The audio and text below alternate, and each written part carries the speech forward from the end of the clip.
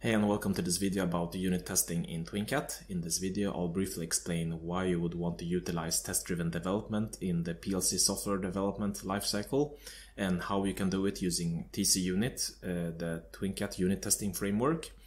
And I'll demonstrate this using an example, so I'll develop a very simple example, a library that I'll do unit tests for using this TcUnit, the TwinCAT unit testing framework. The background to this was that when I started the PLC software development, I started doing, specifically TwinCAT, I noticed that there were almost nothing, available regarding unit testing for the world of automation. So it wasn't just a problem for TwinCAT, it was the same for it seemed all the PLC brands. So while normally when I develop C++, Java or .NET, C# software, there's tons of this unit testing frameworks available. So that was the starting shot to develop the TcUnit, the TwinCAT unit testing framework. Test-driven development, it's the practice of writing a test or several tests for some required functionality before doing the actual implementation code. So the whole idea is that you write your tests and you run them, and obviously all of them will fail the first time because you haven't done the implementation code yet. And then you start, once you have all of these tests in place, you start writing the implementation code in iterations. So first you just make sure that the implementation code is there so that all the tests pass, and then you can spend some time on, once all of the tests pass, you spend time on finishing up the implementation code so it lives up to your acceptable standards.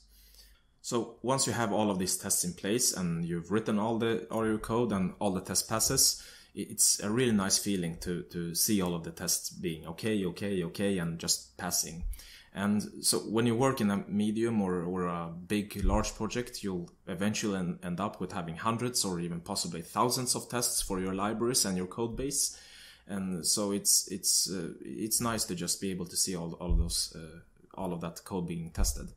And the thing is also that, if I have this large code base, personally, I get very nervous if I have many function blocks and I want to do a small change in one function block and I want to make sure that it doesn't break anything else. If I do a change and I have all of these tests, I can just make the change and rerun the tests and make sure that the test still passes. And all of this gets even better if you have automated this, doing like something called continuous integration and delivery. So you have some build server that automatically runs the tests for you, so you don't have to do it locally in your TwinCAT development environment, which you of course can always do, but all of this should be automated, which I will talk more about in future videos.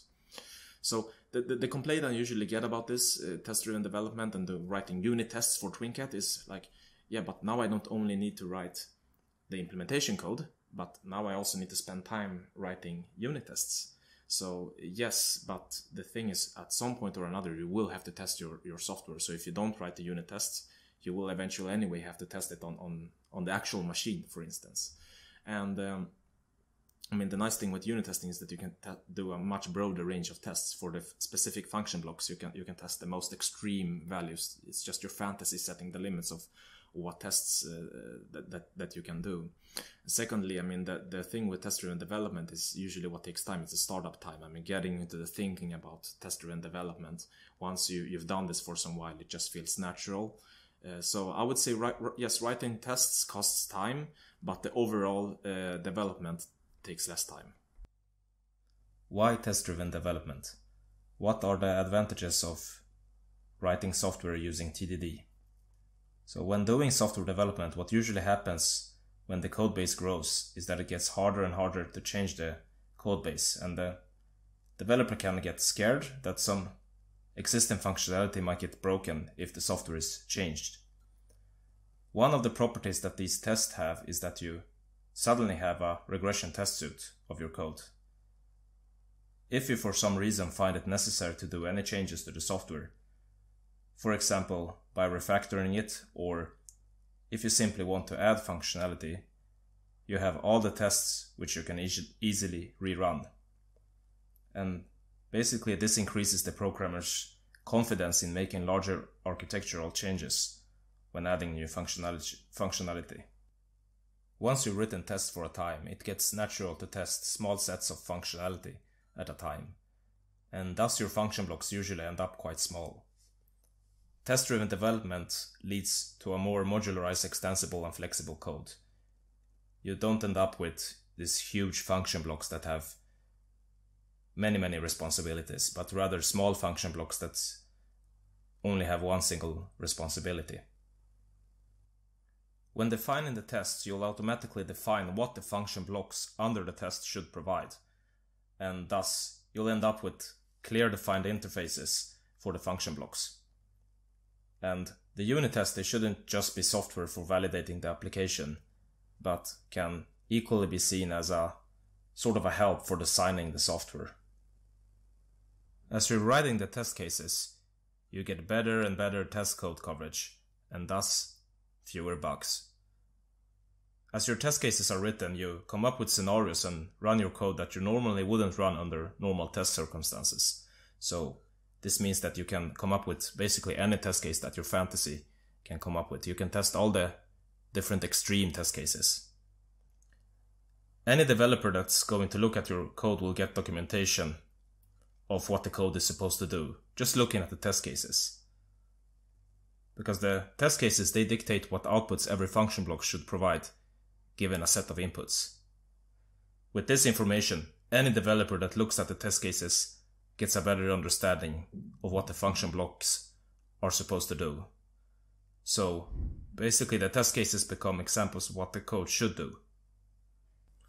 When developing a certain set of functionalities, you need to define what that functionality is supposed to provide. With unit test cases, this is exactly what we're doing, and thus these become acceptance criteria. As every test case that you're writing is for a single piece of functionality, you will have to think what interfaces that functionality needs to provide for the rest of the code to be integrated. As the test cases are written first, only these interfaces needs to be initially defined. So by interfaces, for example, is that you create the function block header only. All the other methods and inner workings of the implementing code can be made private. This will result in tidier code.